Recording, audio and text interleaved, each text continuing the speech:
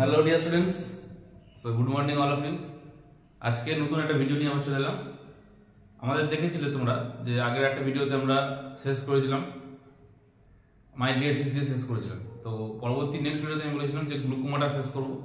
গ্লুকোমাটা করে নিলে কিন্তু আমাদের ড্রাগস অ্যাক্টিং অন আই, আমাদের যে সেকেন্ড ইয়ারের ফার্মাকোলজি চ্যাপ্টারটা আছে সেটা কিন্তু পুরোপুরি শেষ হয়ে যাবে। তো আজকে দেখো গ্লুকোমা থেকে শুরু করবো। তো চলো দেখো গ্লুকোমাটা কি জিনিস। গ্লুকোমাটা আমি আগেও বলেছিলাম যে একটা চোখের একটা প্রেসার থাকে সবসময়। আমাদের চোখটা কি, চোখটা কিন্তু একটা লিকুইড থাকে, চোখে কিন্তু একটা লিকুইড প্রেসার থাকে, লিকুইড সবসময় একটা ভেজা ভাব থাকে কিন্তু। তো এইখানে কি হয়, গ্লুকোমাতে কি হয়, glaucoma is a disease that damages the eyes optic nerve. চোখে যে অপটিক নার্ভ থাকে সেইটাতে ড্যামেজ হয়ে যায়। কেন ড্যামেজ হয়? It usually happens when fluid builds up in the front part of the eye. এতে কি হয়, ফ্লুইডের যে মানে চোখের যে ফ্রন্ট পার্টটা আছে, ধরো চোখের আঁকাটা তো ভালো হবে না, আঁকাটা জাস্ট রাফ একটা ডিজাইন আমি আঁকছি।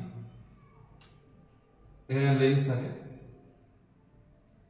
সিলিয়ারি মাসেলস থাকে, তো উপরের যে পার্টটা থাকে, উপরের যে পার্টটা, এই যে পার্টটা আছে, এই পার্টে যে ফ্লুইডটা থাকে এটাই ফ্রন্ট পার্ট চোখের। এরপর এখান থেকে গোল হয়ে আসছে জিনিসটা। তো এরপরে এই যে ফ্রন্ট পার্টটা আছে এখানে আইওপি মানে intra ocular pressure. IOP stands for intra, O for ocular, P for pressure. এই ইন্ট্রা অকিউলার প্রেসারটা বেড়ে যায়। আমাদের চোখে নরমালি কিন্তু একটা প্রেসার থাকে, তো চোখে কিন্তু নরমালি একটা প্রেসার থাকে, সেই প্রেসারটা যদি বেড়ে যায় মানে সবসময় কিন্তু চোখে একটা ফ্লুইড থাকে, যে কোনো সময় দেখবে চোখে যদি কিছু পড়ে যায় বা চোখে আঙুল ঢুকে যায় সবসময় কিন্তু জল বেরোয়। তো জলটা বেরোচ্ছে মানে সবসময় একটা ফ্লুইড প্রেসার কাজ করছে। তো এখানে এই ইন্ট্রাঅকুলার প্রেসারটা বাড়লে কি হয়, এটা একটা এখানে হেভি একটা মানে চোখটা একদম ফুলে যায় বা লাল হয়ে যায়, একটা বাইরের দিকে একটা প্রেসার কাজ করে। তো সেইটাকে বলে কি গ্লুকোমা।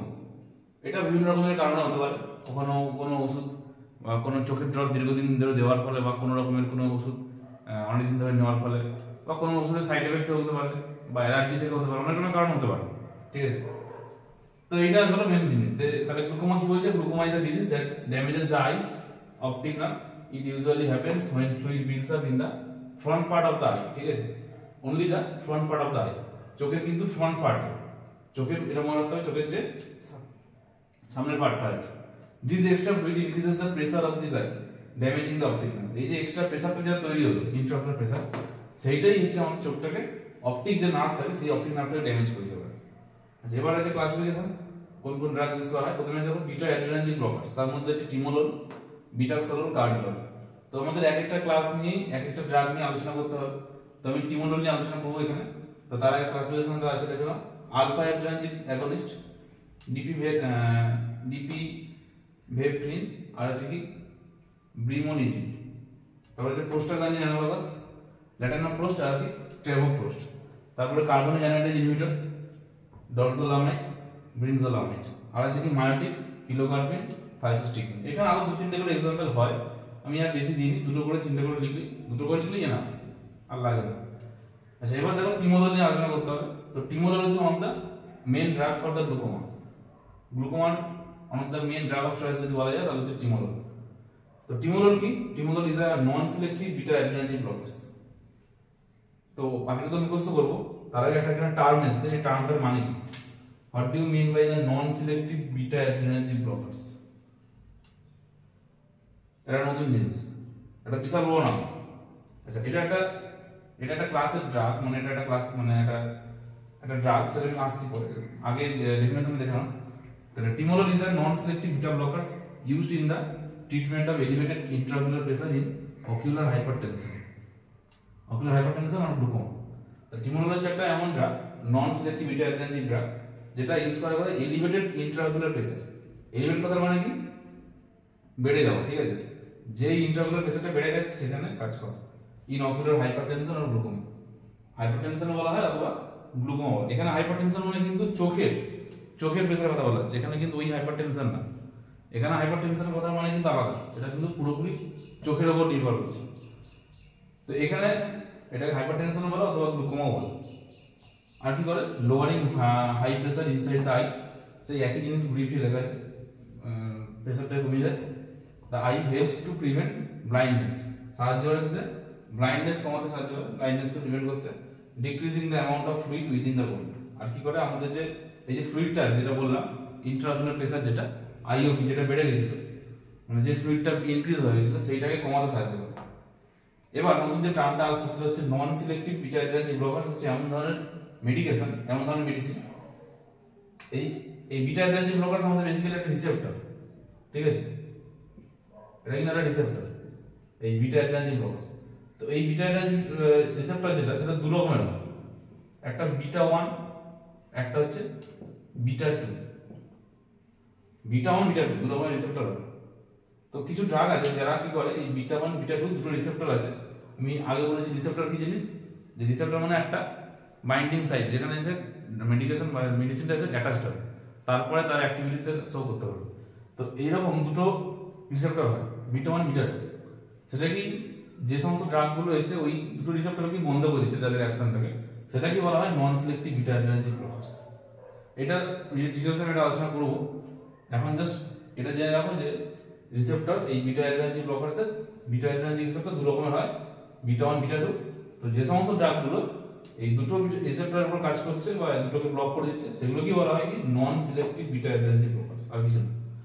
এবার এগুলো বিভিন্ন জায়গায় পাওয়া যায়, এগুলো আমাদের শরীরে বিভিন্ন রকমের কাজ করে, হার্ট রেট, ব্লাড প্রেসার এগুলো বাড়ায় কমায়, অনেক কাজ আছে, ফাংশন আছে।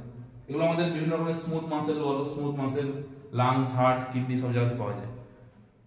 যাই হোক, টিমোডলটা শেষ হলো। টিমোডলের এবার আসছে কি ক্লাসিফিকেশন তো হয়ে গেল, এটা গ্লুকোমার ক্লাসিফিকেশন। এবার টিমোডলের কিভাবে কাজ করে, টিমোডলের মেকানিজম অ্যাকশন। তাহলে গ্লুকোমার মেইন ফাংশন হচ্ছে কি, গ্লুকোমা আমাদের কি করে আইওপি বাড়িয়ে দেয়, আর টিমোডলটা কি করে সেই আইওপিটাকে কমায়, এটা হলো মেইন। আচ্ছা, এবার তাহলে এর মেকানিজম অ্যাকশন দেখে নাও কি বলছে। আচ্ছা, তাহলে এরপর আমাদের আসছে কি ফার্মাকোলজিক্যাল অ্যাকশন অফ টিমোডল। আমাদের টিমোডলের ডেফিনেশন হয়ে গেল, টিমোডলটা জিনিসটা কি। তো এরপরে আসছে ফার্মাকোলজিক্যাল অ্যাকশন। এবারে টিমোডল আমাদের কি করে, timolol binds with the beta adrenergic receptor and block endogenous adrenergic stimulation. আগে বুঝতে হবে এই যে বিটা অ্যাড্রেনার্জিক রিসেপ্টর কথাটা লেখা আছে এর মানে, এর মানেটা আমি নিচে লিখেছি, দেখো কি লেখা আছে, beta adrenergic receptor is a type of G protein couple receptor. আমাদের তো শরীরে অনেক রকম রিসেপ্টর আছে, আমি আগে বলেছি রিসেপ্টর কি জিনিস, একটা ড্রাগের যে কোনো মলিকুল এসে অ্যাটাচ হয় কারো উপরে রিসেপ্টর, তারপর তার অ্যাকশন শো হবে তারপরে। তো এরকমই একটা রিসেপ্টর হচ্ছে জি প্রোটিন কাপল রিসেপ্টর, সেটারই হচ্ছে একটা ভাগ হচ্ছে কোনটা বিটা অ্যাড্রেনার্জিক রিসেপ্টর। অনেক ভাগ আছে তো, তো জি প্রোটিন কাপল রিসেপ্টরের ভাগ হচ্ছে বিটা অ্যাড্রেনার্জিক রিসেপ্টর, যার উপরে অ্যাটাচ হচ্ছে কোনটা এই টিমোডল ড্রাগটা। সেটা কি করছে, primary respond to the catecholamines like epinephrine and non epinephrine. এখানে টিমোডলের কোনো ফাংশন আসছে না, এখানটা আসলে বিটা অ্যাড্রেনার্জিক রিসেপ্টর কি জিনিস সেটাই বলেছে। বিটা অ্যাড্রেনার্জিক রিসেপ্টর হচ্ছে একটা জি প্রোটিন কাপল রিসেপ্টরের একটা ভাগ, যেটা অ্যাক্টিভেট হয় কখন ক্যাটেকোলামাইন্স, যেমন এপিনেফ্রিন আর নন এপিনেফ্রিন যদি থাকে আসে তখন সেটা অ্যাক্টিভেট হয়।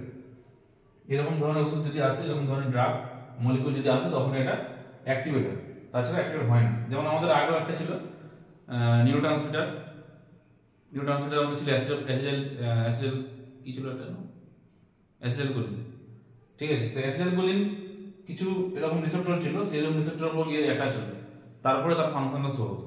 তো এখানেও সেরকমই হচ্ছে, জি প্রোটিন কাপল রিসেপ্টর একটা রিসেপ্টর যেখানে এসে টিমোডলটা অ্যাটাচ হচ্ছে, ওখানে ছিল অ্যাসিটাইলকোলিন, এখানে আছে কি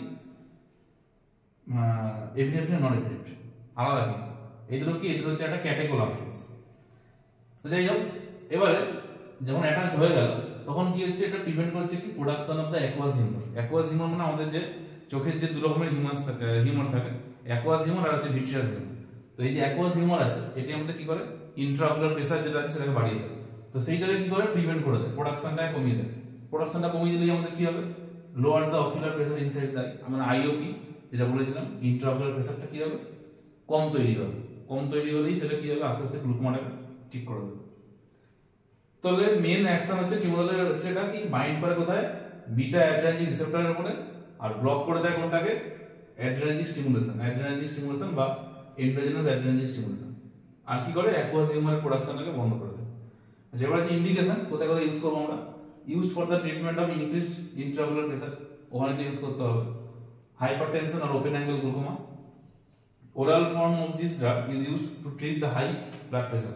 এই টিমোডলের ওরাল যে ফর্মটা আছে, ওরাল ফর্মটা সেটাকে আবার হাই ব্লাড প্রেসার ক্ষেত্রে আমরা ইউজ করতে হবে, ঠিক আছে।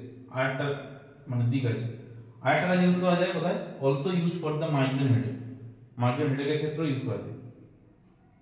তাহলে আমাদের টিমোলরের মেকানিজম অ্যাকশন আর ইন্ডিকেশনটা হয়ে গেল। ইন্ডিকেশনটা ওইটাই জিনিস যে কোথায় ইউজ করবো, গ্লুকোমার ক্ষেত্রে ইউজ করবো।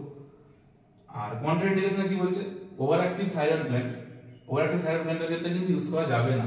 যাদের ক্ষেত্রে ওভার অ্যাক্টিভ থাইরয়েড গ্ল্যান্ড আছে, ডায়াবেটিস আছে, লো ব্লাড সুগার আছে, মাইসথিনিয়া গ্রেভিস আছে, এই সমস্ত কেসে কিন্তু আমরা এটা ইউজ করতে পারবো।